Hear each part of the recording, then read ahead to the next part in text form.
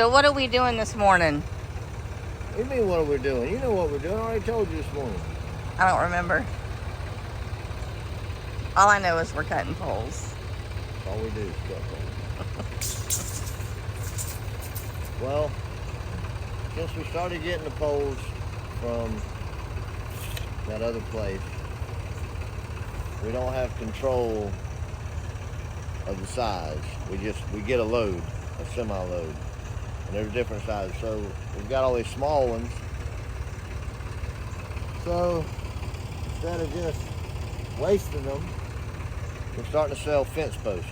Anything under an 8-inch diameter, we're gonna sell for fence posts. So we got an order that a guy wants some fence posts 7 foot long. So we're cutting some fence posts.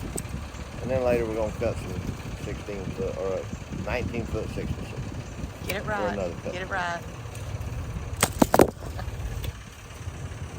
So that's what we're doing.